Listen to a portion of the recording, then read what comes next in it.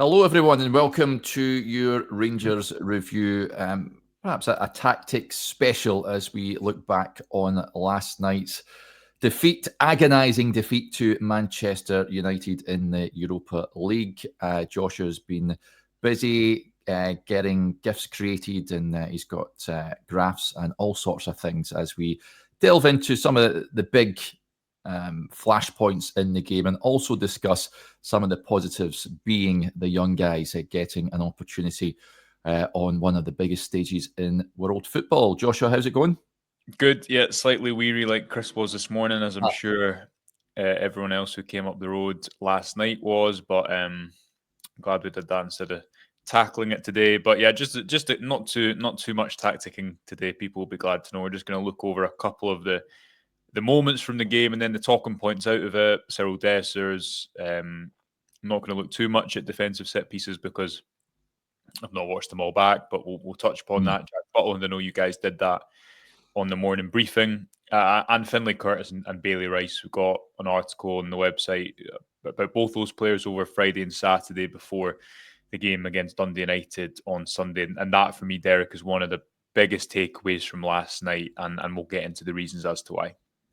Yeah, we'll dive in. Just a bit of admin, though. I mean, this video, you are watching if you are a Rangers Review Extra member on Friday afternoon. If you aren't a member on the channel, then you do, for £2.99 a month, you do get extra shows, exclusive content, and videos like this before it's released to the general public. So, yeah, well worth the money, I would say. You get a Q&A show every week. You get press conference reaction videos, and you get videos like this as well. So for those of you that are members, a big thank you to you all for supporting the channel. It is very much appreciated, and it lets us record shows like this. If you've not joined, you should be able to join on the homepage of the Rangers Review site on YouTube. It has to be the desktop version. There should be a button that says join. Click that, and it'll take you into where you can join. Right, let's first talk about the young lads. We sort of touched on them in their full-time reaction video from Old Trafford last night, Joshua. I think positives were that Bailey Rice came on in that second half. It was a great opportunity for him, and he rose to the occasion, didn't look out of place whatsoever, which is a real testament to him. And Finlay Curtis, who came on for Václav Černý, I think didn't let himself down as well. I mean, he looks raw, it's fair to say, but I mean, that's quite an introduction to life as a Rangers first-team player, Fraserburgh, and then getting pitched in against Man United. It's quite something, but I was quite enthused by what I saw from those two lads in particular.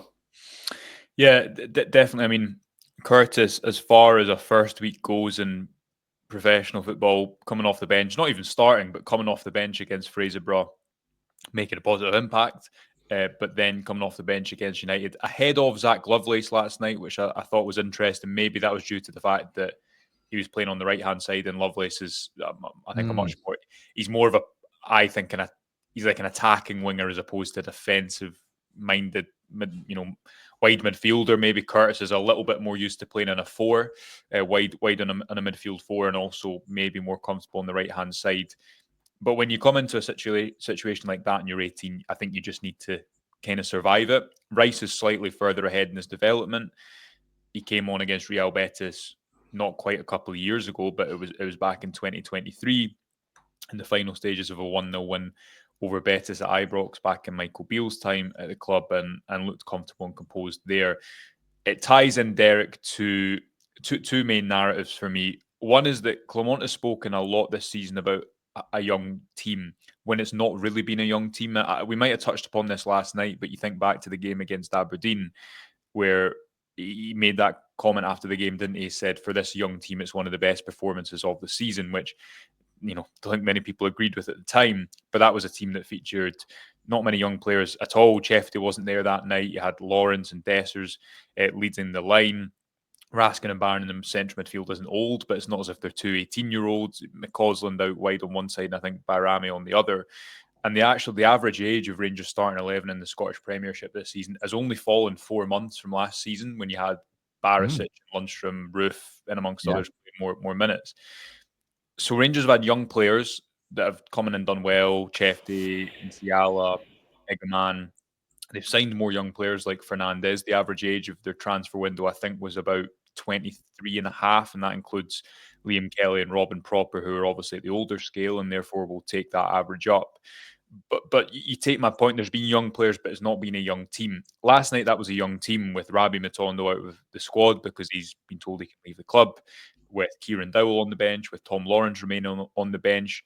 And it ties into this change that we've discussed and we've spoken about on the website over the past kind of couple of weeks, that Rangers are changing their B team structure. They're putting more players out on loan. They're trying to bridge that gap in a different way.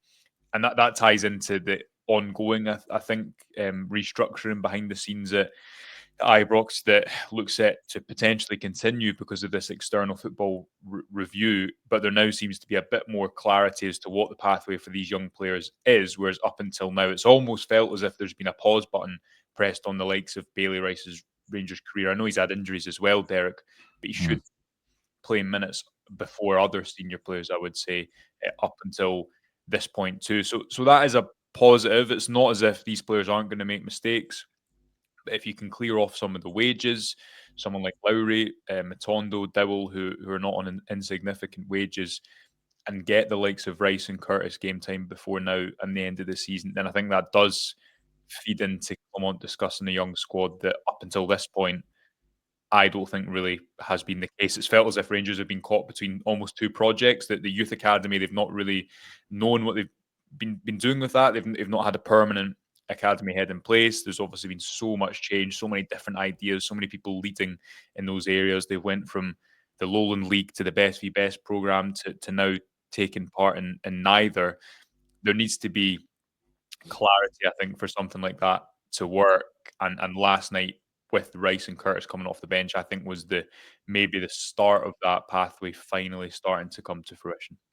Yeah, given the disastrous league campaign, it's given Philip Clement and Rangers a real opportunity to now bleed these youngsters in and give them a lot of game time between now and the end of the season. There is no reason why we shouldn't be seeing a lot more of these young lads in the league in particular. Rangers have a two competition season now for me, whereas it's just Scottish Cup and the Europa League. The league's just for you want to win every game, of course, but it should be a situation where we see experimentation going on and a chance to see if these young lads have got what it takes to start for Rangers next season and not just come off the bench here and there. I want to see if they can cement their place in the Rangers team going forward. And I think now, well, we've seen Bailey Rice getting that opportunity. I think, spoiler alert, we've both got him in our starting 11s at Tannadice. I think he's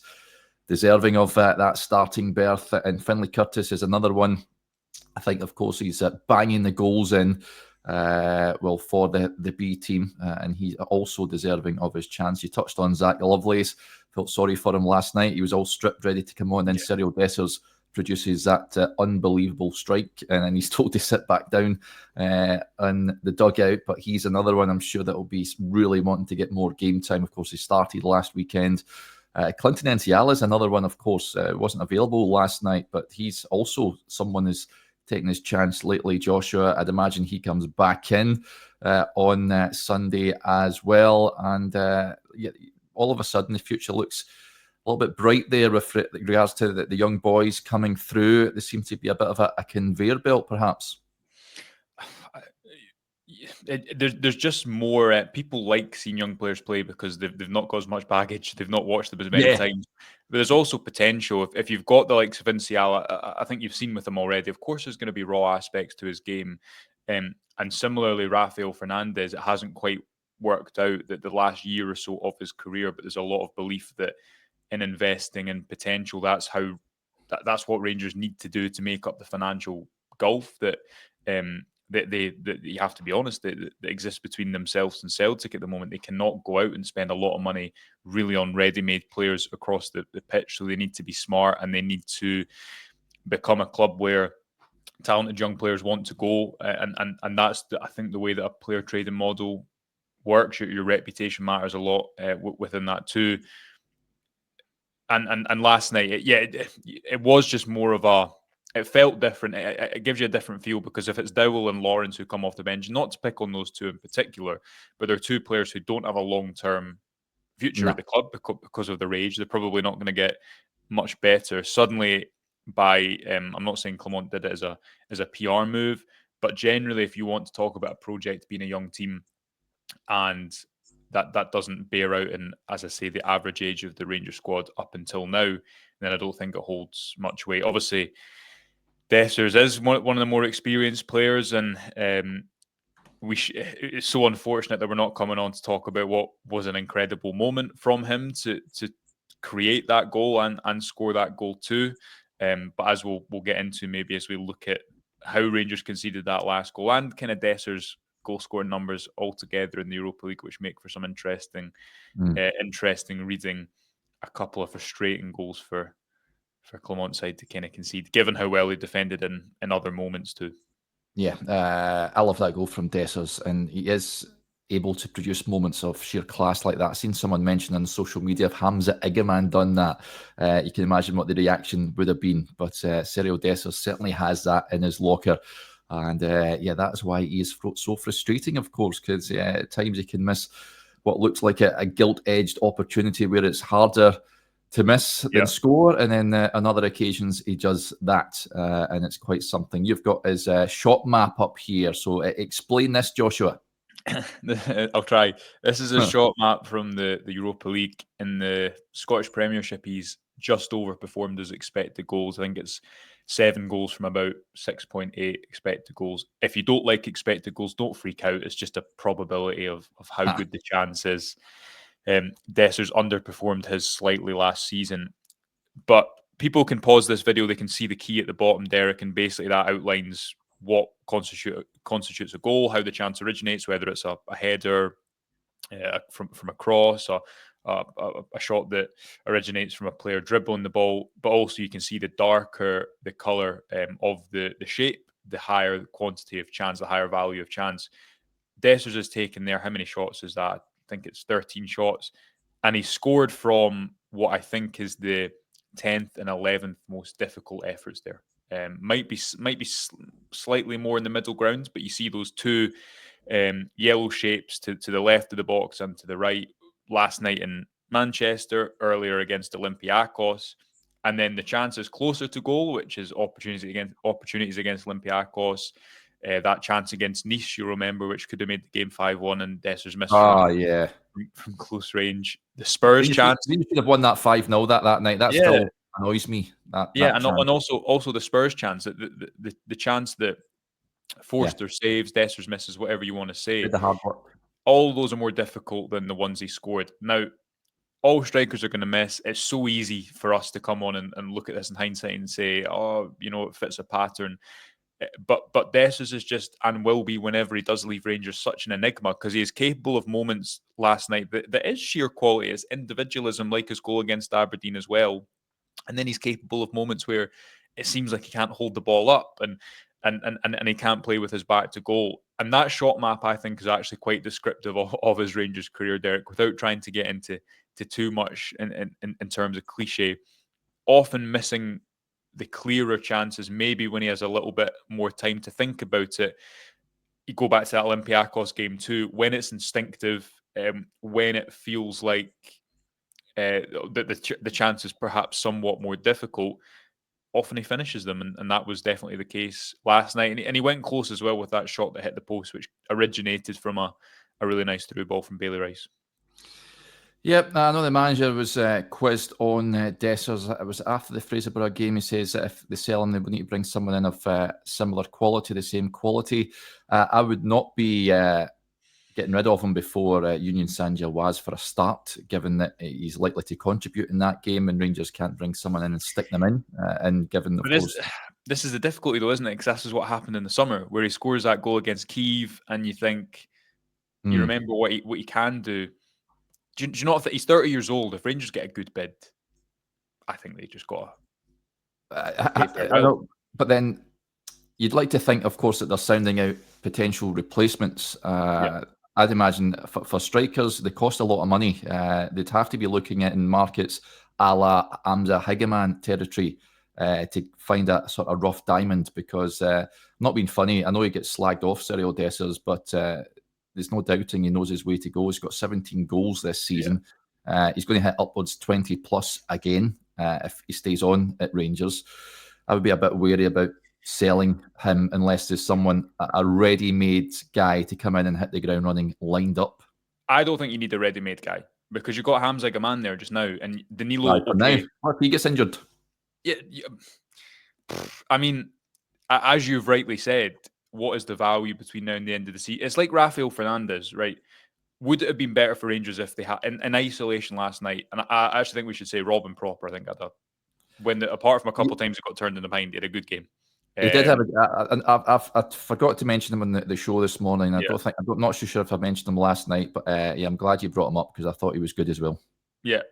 I don't think Rangers need ready now player. If Derek, they were 3 points behind in the league, right, and you go to Tannadice and you concede a goal like they did to draw against Hibs, where it's about their defensive set pieces haven't changed much from last season. I just don't think they have many good headers of the ball. In particular, you saw that last night when Liam Balogun went off. So I understand that if you're chasing in the league, but Rangers aren't. And similarly up top, they are continuing to look in the, not just like the Moroccan market, but right across other markets that, as we've talked continuously about before, since this time last year, trying to find better value than the likes of the English Championship, and trying to scout and recruit in new markets in different ways. I would have absolutely no issue if Rangers sold Dessers for a decent fee, reinvested a good chunk of that fee. I'm not going to say another Hamza Gaman, because they're not around every other corner. But a striker who, you see if he doesn't come in and contribute for the next 3 months. Don't care. Because I think that the only way Rangers are in a long-term issue, right? They need to have a long-term vision to get out of it. Now, if a striker comes in and doesn't play well for 3 months and then doesn't play well after that, that's a different discussion. But I don't think last night changes the fact that they have a 30-year-old striker there who's never going to be the first choice again, because Igaman is, and we know that I don't think he is consistent enough. I don't like saying stuff like good enough, because it can be quite subjective. He's not consistent enough, or probably good enough, to be Rangers out and out number 9. He's 30 years old. Yeah. Maybe the argument is you get more money in the summer and it's easier to wheel and deal and maneuver your squad in the summer. And that is a possibility. It's not a guarantee that Dessers goes, but he's not the long-term answer at Rangers. Sell him. There we are. He's not going to a bigger team than Rangers. That's the thing. No. I get he wants to play games. It's what, and he loves being at the club as well, which I can understand. So it's one of those ones. I would like to see. I've said this before. I'd like to see them, if he goes, bring in an experienced striker, someone that you can bring off the bench, and he'll do you a ton. But there's a lot of time left before that transfer window shuts, and whether there'll be movement with regards to that striking position, watch this space. The Man United game then, you've got the trend line up there, Joshua, in terms of the chances created by both teams. Now, Man United had a lot of the ball last night, but Rangers had some good opportunities, didn't they? The Dessers chance, he makes it himself pretty much, but I had that when he hit the post. Nico Raskin is one that you think, if that's Raskin's ball through to Igaman, they've got a better opportunity in that first half. Ridvan's hit a volley. It was an easy save in the end. A good pick out from James Tavernier, I think it was. But can you explain this graph here and how unlucky or not unlucky Rangers were? We'll look at the Raskin chance just quickly in a second, but that's the one moment. I think the two big regrets for Rangers, if you're just talking about in isolation, they were not far away from what would have been a memorable result. The two regrets will be the Raskin chance, because if you go 1-0 up, we were both there last night and you sensed the anxiety in the stadium. If you go 1-0 up, I think you make it a really difficult night for the home team. And also the fact that, as we'll come on to, the nature of the second goal, given Rangers had equalised in injury time, really frustrating too. Set pieces. Yeah, it's another set-piece goal conceded. Jack Butland bailed Rangers out in other moments. If Liam Kelly is in there, do Rangers not concede from a set-piece? I don't think so. I don't think they've got many good defensive headers of the ball. I think the best defensive header of the ball at the moment is actually Igaman in the back post, probably. Yeah, and he had a brilliant clearance off the line that second half. Yeah, he did.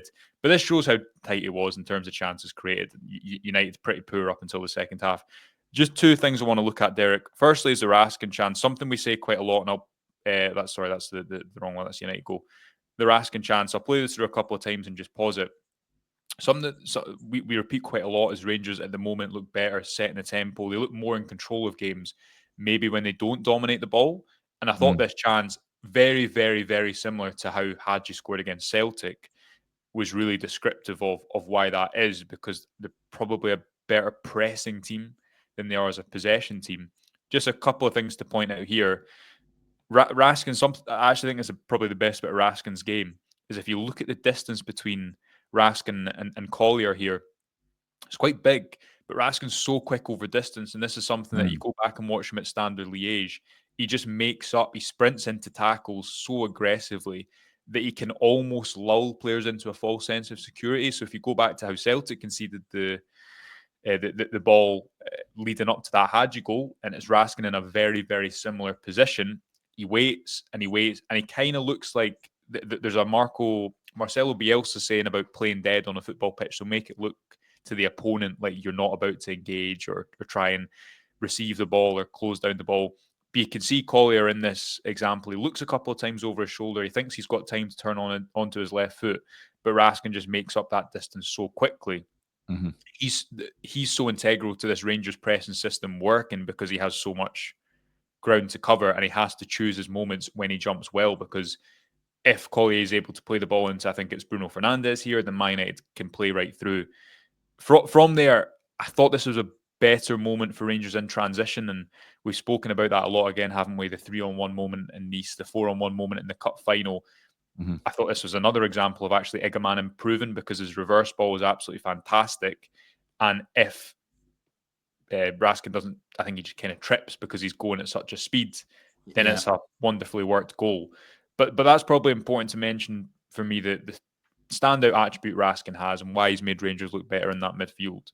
Mm-hmm. But also, this was a better moment in transition for a Rangers team that a word we use quite a lot is erratic, isn't it? And Egeman, who I thought was again really good last night, and probably unfortunate in certain moments that other teammates didn't bring him in. He had to bring people into the game quite a lot and get his team up the pitch a lot and do a lot of selfless work. But it was a brilliant reverse ball to create what probably should have been the opener.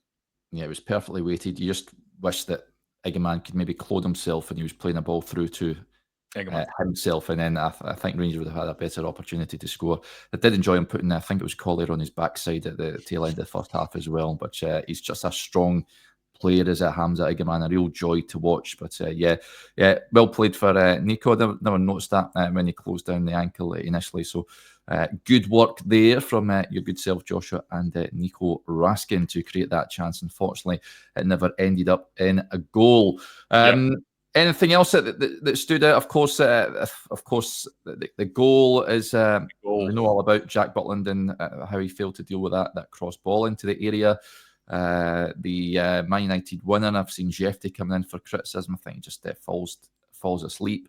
Should Rangers have maybe prevented the cross from coming in initially? But you've got another little gif I see up here. The final goal, I think this is the one part of the game you think this is just a bad moment all round. Again, hard to be critical. Play it through a couple of times and break down what I thought, because you're right, Jefty's sleeping and there's a few kind of players at fault. It's also a fantastic ball from two world-class players, a World Cup winning defender and Bruno Fernandes, who's quite good at football. What stood out to me is Clement went kind of more 4-4-2, which some people will love, namely my dad, to try and get back into this game, and your dad. You can see Dessers here is in the number 10 position. That's not his natural position, right? And he works hard off the ball, but he's not like a quick player over distance who I think hurries players that well on the ball in these situations. He's better at like closing off passing angles and leading the press as opposed to being busy in the centre of the pitch, right? If you're being critical, United have thrown a lot of players forward. They've got 6 players in the last line. And this is maybe something you could be a little bit hard in this environment. But I think if you're critical of Clement, this was again the case against Hibs as well. he never really changes his shape. And sometimes I think there is value in going to a back five and being a little bit more zonal instead of, as you'll see here, Finlay Curtis and Nico Raskin getting dragged back into the defence to form a back six, which then leaves a lack of pressure kind of on the ball and where the cross comes from. So Dessers follows the pass across here. And if you're being critical, you're maybe saying if Hamza Igaman, could you drop in? Because United have only got, I think, one defender back there. But again, his instruction for the whole game has been to probably leave that wide centre-back because United have a player less in midfield. They have 3 centre-backs. So in theory, Rangers have enough cover for him to stay up there. There was one more moment in the first half, Derek, I don't know if you remember it, where Martinez tried a shot from range and it stung the palm of Jack Butland. It was a good save. And again, that's just maybe a benefit of United's system is sometimes the opposition don't expect that midfielder to come in. Even if you go back to the Man City win, the Man United win over Man City, and you watch that Amand Diallo goal, it comes from Martinez stepping out, becoming the extra midfielder against Man City in extra time. So if that could get the better of Guardiola, then I think you can give Clement a bit of Yeah, they are quality players at the end of the day, like you said. I mean, they are capable of moments like that. The Man United fans just frustrated that they're not seeing it enough. That's the thing. Yeah, and Dessers here. Dessers does get over again. If you've been a bit critical of Dessers, he doesn't really try and stop the ball, but he's made quite a distance over. If you've got Igaman and Dessers there, then you have the cover probably to block that cross in the first place. But if you look at Martinez when he gets here, there you can see that Curtis is marking. I think that's Malacia. Yeah. In the inside kind of left half space, you've got Leon King at right back, James Tavernier, Robin Proper. Far side, you've got Raskin and Jeff. They've been dragged back into a back six. So I don't think it's a case of anyone's at blame. King has to be there because he's got Garnacho wide left. Tavernier has to stay there because he's centre half. But it's the lack, because they've got a high line and then a lack of pressure on the ball, that's the issue. And that's why if you've got a striker, not even tackling Martinez, but blocking that passing lane, then you don't need Dessers to come all the way over the pitch. You've got 2 players there and you probably survive that moment. Obviously, it is just sheer quality. But also, you look how high that line is. He's got an angle to hit.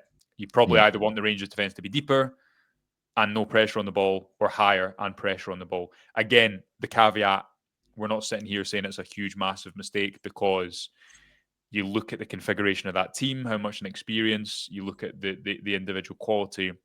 But I think when Rangers are looking back at that today, Clement, he'll be frustrated again because of how well his team did up until that moment. Yeah, it was an absolute gutter seeing that one go in. I was hoping for the life of me it was offside, but it wasn't to be. If it was Rangers that scored, that would be, going bananas still, I think, if that had gone in at the other end. But is what it is. Ends in heartbreak, of course, but certainly a lot of positives to be had from that game, given the lack of personnel available, the age of some of the lads that were playing out there as well. I think they can hold their heads high. But of course, we'll be forgetting about that come Sunday lunchtime when Rangers line up against Dundee United, and we all know about the away day shenanigans at Rangers at this moment in time. They need to sort that out and get a result. I don't have much belief, I've got to say, despite being quite impressed, really impressed with Rangers. I thought that the roof may have caved in when they opened the scoring last night. So fair play to Rangers for rolling up the sleeves and giving it the best as they possibly could. Sunday will be different, although I expect Dundee United to have a bit of a go. Different game altogether, Joshua, isn't it? So it will be interesting to see how Rangers and what they get out of this game. They've not won away from home since the 8th of December. The record is terrible, let's be honest. 8th of December, what was that, Ross County? Yeah. They were actually quite good that day as well, when that feels like a long time ago. Yeah. Just final thing to mention on that point is that if Bayrami's there, I know he's not flavour of the month, he probably knows how to play that number 10 role more, but then the trade-off is he doesn't score that goal. So it's like the Clement risked it to get back into the game too, with 2 striking profiles up top. But Dundee United, I don't have much optimism watching Rangers away from home. And I don't, because Clement's spoken about Rangers shooting themselves in the foot, and I just don't think that's been the case over the last couple of months. I think that they've been unfortunate in moments. I just think that they struggle to control games. And in these type of games away from home, where there's more variables, where there's more long balls, we're often a team like, and you'd expect Dundee United will do this to a degree, will sit off and give you the ball and try and ask you to break them down. Rangers have they've won three away games in the Scottish Premiership all season. So they need to turn that around, because Clermont can't limp on with that away record. And he's spoken about it. Patrick Stewart's spoken about it. They need to improve the away form. It's not just about this weekend. It's about the long-term project suitability of Clermont for the Scottish Premiership. If you can't win away, that's not good. It's not great. So I will not be driving up to Tannadice expectant of a Rangers win. Yeah, of course they can do it. United have had a good season. Rangers very much down to the bare bones. If people want to know more about the away form, we did a tactics video on it after the Hibs game, where we kind of discussed that a little bit more in detail. But that Hibs game is a kind of microcosm of Rangers away issues for me this season, Derek. So we shall see. We'll be watching with interest. Yep, absolutely will. Right, that'll do us there. Cracking show as ever. The piece, the Bailey Rice piece, you can go and check that out on the website. We'll stick the link in below this video as well, folks. Right, that'll do us there. Big thank you to Joshua and to you all for your support to the channel. It's greatly appreciated. And we'll speak to you again soon. Bye for now.